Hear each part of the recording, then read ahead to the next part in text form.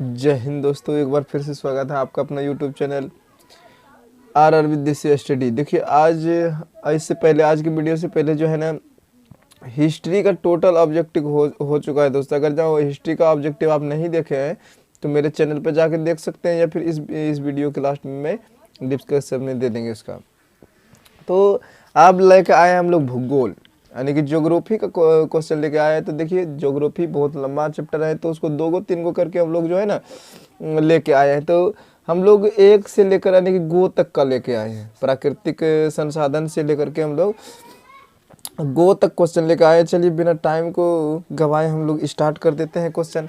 कि टाइम को बिना गंवाए उस क्वेश्चन को देखते हैं कि किसका कितना क्या आंसर होगा दोस्तों। चलिए स्टार्ट करते हैं क्वेश्चन नंबर 1 से। क्वेश्चन नंबर 1 है, कोयला किस प्रकार का संसाधन है। तो कोयला किस प्रकार का संसाधन है दोस्तों। तो कोयला जो हमारा हो जाएगा, कोयला हमारा एक कैसा संसाधन है ना। तो ऑप्शन नंबर 1 है वो नवीकरणीय, जैव और अजैव है। तो इसका सही आंसर हो जाएगा हमारा अनवीकरणीय। कोयला कैसा संसाधन है, अनवीकरणीय संसाधन है दोस्तों। अब दूसरा नंबर देखते हैं हम, सौर ऊर्जा निम्नलिखित में से कौन सा संसाधन है। सौर ऊर्जा जो है कैसा संसाधन है। हाँ, तो सौर ऊर्जा कैसा संसाधन है हमारा। तो सौर ऊर्जा जो हो जाएगा सौर ऊर्जा, हाँ चलिए सौर ऊर्जा कैसा संसाधन है। तो सौर ऊर्जा हम लोग चलिए देखते हैं दोस्तों सौर ऊर्जा कैसा संसाधन है। सौर ऊर्जा जो है ना पुनः पूर्ति योग्य संसाधन है सौर ऊर्जा को, क्योंकि हम लोग एक वैसा देखें पुनः पूर्ति योग्य और नवीकरणीय संसाधन, वैसा संसाधन जिसका एक बार उपयोग करने के बाद हम उसको पुनः उपयोग कर सकते हैं, इसीलिए उसे पुनः पूर्ति योग्य कहेंगे। चलिए क्वेश्चन नंबर हम लोग देखते हैं 3। क्वेश्चन नंबर 3 है, तट रेखा की कितनी सीमा रेखा जो है ना अपवर्जक। तो ये 200 नॉटिकल मील हो जाएगा दोस्तों। ये 200 नॉटिकल मील जो है ना अपवर्जक क्षेत्र कहलाता है। उसके बाद है समुद्री क्षेत्र में राजनीतिक सीमा है कितने मतलब किलोमीटर राष्ट्रीय संपदा कहलाती है। कि समुद्री क्षेत्र में राजनीतिक सीमा के कितना किलोमीटर तक का क्षेत्र राष्ट्र संपदा निहित है दोस्तों। तो इसका चौथा का आंसर हो जाएगा हमारे को 12.2%, 12.2% जो है ना किलोमीटर, ये हमारा राष्ट्रीय संपदा कहलाएगा। उसके बाद क्वेश्चन नंबर 5 है, कि लौह अयस्क किस प्रकार का संसाधन है। तो ये तो हमारा वो नवीकरणीय हो जाएगा दोस्तों, क्योंकि इसका एक बार उपयोग करेंगे फिर ये खत्म हो जाएगा। क्वेश्चन नंबर 6 है, ज्वारीय ऊर्जा निम्नलिखित में से किस प्रकार का संसाधन है। ज्वारीय ऊर्जा जो है किस प्रकार का संसाधन है।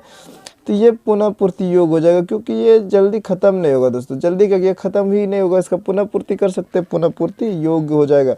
उसके बाद है पवन ऊर्जा किस प्रकार का संसाधन है। तो पवन ऊर्जा तो हमारा नवीकरणीय संसाधन हो गया, क्योंकि वो ये इसका तो जितना यूज कर सकें खत्म ही नहीं होगा। उसके बाद 8वां, निम्नलिखित में से कौन सा परिवहनीय संसाधन है, यानी कि बहने वाला संसाधन बोल रहा है दोस्तों। तो कोयला, वन, पेट्रोल ये सब बता नहीं एक जगह। तो नदी जो है परिवहनीय संसाधन यानी कि बहने वाला संसाधन है दोस्तों। उसके बाद कहते हैं कि निम्न में से कौन सबसे कीमती और नवीकरणीय संसाधन है। सबसे कीमती बोल रहे हैं, निम्न में से कौन सबसे। तो ये खनिज ज़्यादा कीमती है दोस्तों। खनिज सोना चांदी लोहा जो भी हो जाए ये ज़्यादा कीमती, तो ये क्या हो गया, खनिज हो गया दोस्तों। उसके बाद देखते हैं निम्न में से किस प्राकृतिक संसाधन का भंडार सीमित है। तो समुद्री ऊर्जा, कोयला, पवन ऊर्जा, सौर ऊर्जा, यानी बोलना किसका जो है सीमित है। तो ये हमारा कोयला संसाधन, कोयला का भंडार सीमित है दोस्तों। ये वो नवीकरणीय संसाधन हो गया। सार्वजनिक स्थान पर बना मंदिर किस प्रकार का संसाधन होता है। तो सार्वजनिक ना है तो सब उसका उपयोग करेगा, तो सामुदायिक संसाधन हो गया। वैसा संसाधन जिसका एक विशेष समुदाय सभी का हक रहता है उसे सामुदायिक संसाधन कहते हैं। उसके बाद 12 नंबर क्वेश्चन है, राजस्थान में किस संसाधनों की कमी है। राजस्थान में जो दोस्तों किस संसाधनों की कमी है। तो 12 का सही आंसर हो जाएगा हमारा जल ऊर्जा का, यानी कि जल तो वहाँ कम ही है ना, ये दिख नहीं रहा होगा। 12 नंबर क्वेश्चन तो यहाँ है दोस्तों कि राजस्थान में जो है, राजस्थान में किस संसाधनों की कमी है। तो यहाँ जल ऊर्जा की कमी है राजस्थान में। उसके बाद हमारा 13 नंबर क्वेश्चन है कि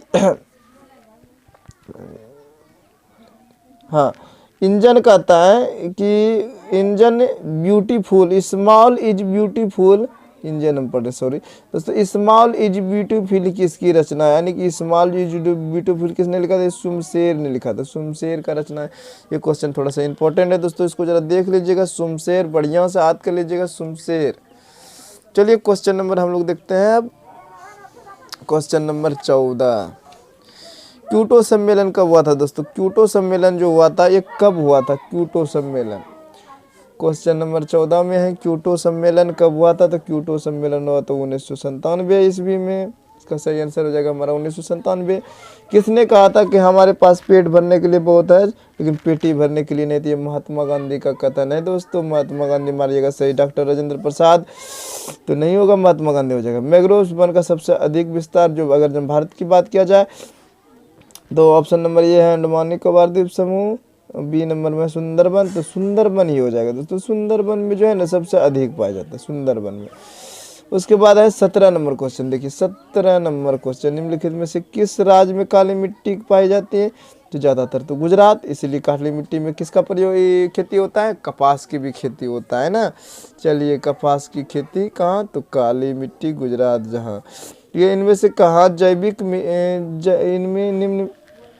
इनमें कहाँ जैविक मिट्टी नहीं पाई जाती है, बोला कि इनमें कहाँ जो है ना जैविक मिट्टी नहीं पाई जाती है दोस्तों। चलो इसका आंसर हो जाएगा झारखंड या पथरीली थोड़ी सी है लेकिन जैविक मिट्टी नहीं है। 19 नंबर क्वेश्चन है, कुल जल का कितना प्रतिशत मतलब महासागरों में पाया जाता है दोस्तों, कितना जल है जो महासागरों में पाया जाता है, तो इसका आंसर हो जाएगा डी नंबर, यानी कि 96.6। इसका दिख नहीं रहा होगा, तो ये 96.6% है, 96.6% दोस्तों, 96.6% इसका सही आंसर हो जाएगा।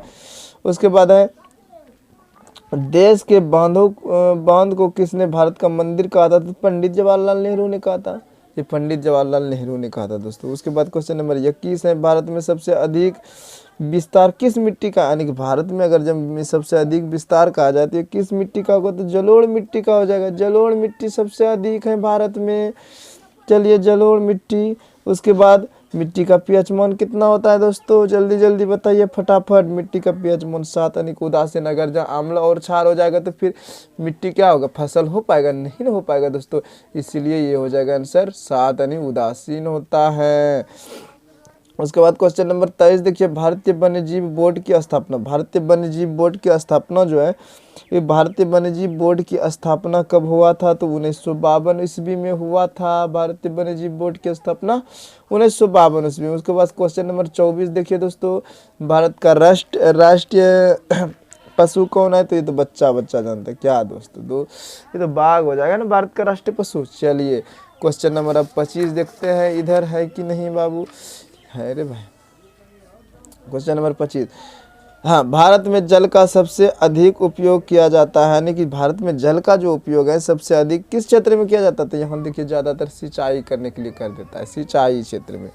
26 नंबर क्वेश्चन है, राष्ट्रीय जल नीति कब अपनाई गई थी, यानी कि क्वेश्चन 26 है राष्ट्रीय जल नीति, तो ये 1987 ईस्वी को जो है ना अपनाई गई थी। भारत में लगभग कितने खनिज पाए जाते हैं, तो ये लगभग 100 खनिज पाए जाते हैं भारत में दोस्तों, उसको याद रखिएगा, ये 100 खनिज। उसके बाद है किस साल किस वन का वृक्ष है, साल जो है किस वन का वृक्ष है दोस्तों। 28 नंबर क्वेश्चन है, तो इसका आंसर हो जाएगा डी पतझड़ वन, इसी में तो सागवन आ जाएगा ना, सागवन साल। क्वेश्चन नंबर 29 है, किस खनिज को उद्योगों की जननी कहा जाता है दोस्तों, ये हमारा लोहा हो जाएगा, उद्योगों की खनिज जननी लोहा। कौन लोह अयस्क एक प्रकार है, यानी कि लोह अयस्क का प्रकार, लिग्नाइट, हेमाटाइट, बिटुमिनस। ये बिटुमिनस जो है ये दोस्तों बिटुमिनस क्या हो जाएगा, कोयले का प्रकार हो जाएगा ना, अयस्क का प्रकार है। लिग्नाइट भी कोयले का हो जाएगा, लेकिन हेमाटाइट, मैग्नेटाइट, सीडेराइट, लिमोनाइट याद कीजिए, ये हमारा हो जाएगा लोहे का प्रकार, अयस्क का। कौन भारत का सबसे बड़ा लोह उत्पादक राज्य है दोस्तों, तो ये हमारा हो जाएगा कर्नाटक, शायद इसका जरा देखिएगा, बिल्कुल कर्नाटक ही होगा दोस्तों। चलिए मैग्नीज उत्पादक में भारत का 20 में स्थान पूछ रहा है, पूरे दुनिया में जो मैग्नीज उत्पादन में, तो इस 3रा स्थान पे आता है, भारत के मौन स्थान पे आएगा, 3य स्थान पे हो जाएगा दोस्तों। उड़ीसा किस खनिज के खनिज का बोल रहा है उड़ीसा किस खनिज का सबसे बड़ा उत्पादक है, यानी उड़ीसा में कौन सा खनिज सबसे अधिक उपजाया जाता है? तो मैग्नीज दोस्तों जो है ना उड़ीसा में बहुत ज़्यादा उगाया जाता है। क्वेश्चन नंबर 34 है अबरक की कितनी किस्में हैं? अबरक की 3 किस्में हैं दोस्तों, अबरक की 3 किस्में हैं। उसके बाद क्वेश्चन नंबर 35 है कि कटनी खनिज प्राप्त होता है किस राज्य से होता है? ये कटनी खनिज जो है किस राज्य से प्राप्त होता है? क्वेश्चन नंबर 35 का डी हो जाएगा आंसर, मध्य प्रदेश में। हाँ चलिए क्वेश्चन नंबर 36 देखते हैं दोस्तों कि ऊर्जा का गैर परंपरागत स्रोत है। 36 का क्वेश्चन नंबर डी है। तो सौर ऊर्जा जो है ना ऊर्जा का गैर परंपरागत स्रोत है। क्वेश्चन नंबर अब देखते हैं हम लोग 37 दोस्तों। क्वेश्चन नंबर 37 किधर गया? हाँ क्वेश्चन नंबर 37 है कि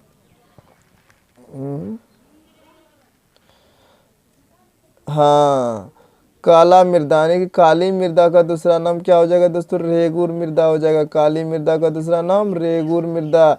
मरुस्थलीय मृदा किस राज्य में पाई जाती है दोस्तों? मरुस्थल तो राजस्थान में हो जाएगा ना, ये बी नंबर यहाँ पे देखिए राजस्थान में। कहता है कि पंजाब में भूमि निम्नीकरण का मुख्य कारण क्या है दोस्तों? तो यहाँ क्वेश्चन नंबर ए में वनोन्मूलन, इसके बाद गहन खेती, अति पशुचारण। तो अति सिंचाई होना चाहिए दोस्तों, है यहाँ तो है डी नंबर में हमारा। अत्यधिक सिंचाई के कारण वहाँ पे भूमि निम्नीकरण हो रहा है। उसके बाद क्वेश्चन नंबर 40 है इनमें से कौन औद्योगिक अवस्थित का कारण नहीं है? यानी कि बाजार, जनसंख्या वृद्धि, पूंजी वर्षा, इनमें से कौन जो है ना उसका कारक नहीं है औद्योगिकीकरण का? तो 40 नंबर का ऑप्शन हो जाएगा दोस्तों बी जनसंख्या। जनसंख्या से देखो मतलब नहीं है, अगर जब मतलब है हालांकि फिर भी बाजार चाहिए उद्योग के लिए, पूंजी भी चाहिए और ऊर्जा भी चाहिए। इन तीनों के बिना उद्योग नहीं लगा सकते ना हम लोग। उसके बाद क्वेश्चन नंबर 41 है। क्वेश्चन नंबर 41 का सी हो जाएगा दोस्तों। चलिए पहले पढ़ तो लेते। भारत में सबसे पहला सीमेंट कारखाना कहाँ लगाया गया था? तो हैदराबाद में लगाया गया था, हैदराबाद में। चलिए क्वेश्चन नंबर देखते हैं 42 दोस्तों। 42 है कि रबड़ उत्पादक में सबसे बड़ा, तो ये तो केरल हो जाएगा दोस्तों, ये केरल हो जाएगा। ये किधर चल गया जी? ये केरल, यानी कि रबर का सबसे बड़ा उत्पादक राज्य केरल। उसके बाद हम लोग देखते हैं कि जायद फसल किस ऋतु में बोई जाती है? तो जायद फसल जो है दोस्तों ये किस ऋतु में बोई जाती है? तो ग्रीष्म ऋतु में बोया जाता है। ग्रीष्म ऋतु में, गर्मी ऋतु में होता भी है। झूम की खेती भारत में किस राज्य में की जाती है? झूम की खेती बोल रहा है दोस्तों, झूम की खेती जो भारत की किस राज्य में की जाती है? तो ये तो हो जाएगा हमारा पूर्वोत्तर राज्य में पाई जाती है, पूर्वोत्तर राज्य में की जाती थी संथालों द्वारा। उसके बाद क्वेश्चन नंबर 45 है इनमें से कौन रबी फसल है? मूंगफली, सरसों, जूट, इनमें से कौन जो है रबी फसल है दोस्तों? तो आंसर हो जाएगा सही, सरसों जो है ना रबी फसल है। दाल किस पौष्टिक का अंश से बन? देखो दाल में जो पाया जाता था हमारा प्रोटीन पाया जाता, भरपूर मात्रा में दाल खाइए, सेहत बनाइए दोस्तों, भरपूर मात्रा में प्रोटीन मिलता है। 47 निम्नलिखित में से कौन से छोटे पैमाने के उद्योग, यानी छोटा उद्योग, तो छोटा तो खिलौना उद्योग को बोलेंगे ना दोस्तों, खिलौना उद्योग, छोटा उद्योग। बिहार की राजधानी कहाँ है? ये तो गधा हो बच्चा बताएगा, पटना। पटना बिहार की राजधानी पटना। चलिए सॉरी दोस्तों गधा बोलने के लिए, फिर भी देखिए टीचर है आदत पड़ जाता है, कभी कभी बोल देते हैं। चलिए पटना हो जाएगा। उसके बाद 49 है आपके पापा क्या करते हैं? हालांकि इसका कोई उत्तर होगा एक्यूरेट नहीं, ज़्यादातर मराया जाता है एग्जाम में किसान दोस्तों, इसलिए आप भी किसान मारिएगा। फिर कहता हम सब कौन है? मनुष्य है कि जानवर है? कट गया है कुछ थोड़ा सा दोस्तों कि हम सब कौन है। चलिए कोई बात नहीं दोस्तों, कट गया तो हम लोग मनुष्य ही हैं, मनुष्य मार रहे हैं। ऐसा कुछ क्वेश्चन अटपटा कभी कभी पूछता है। चलिए आई होप कि यह वीडियो आपको पसंद आएगा। अगर जो पसंद आया होगा तो दोस्तों प्लीज़ चैनल को सब्सक्राइब करना ना भूले तथा दूसरे दोस्तों के साथ शेयर भी करें, ताकि 2023 में जो बच्चा एग्जाम देगा उसका 50 में से 50 ऑब्जेक्टिव आना चाहिए दोस्तों। चलिए आगे के अब नेक्स्ट वीडियो में मिलते हैं हम लोग। इसमें गो तक लिए हैं दोस्तों, देखिए गो तक लिए ना, को खो गो, उससे आगे फिर हम ऑब्जेक्टिव लाएंगे। चलिए आज के लिए इतना ही, धन्यवाद।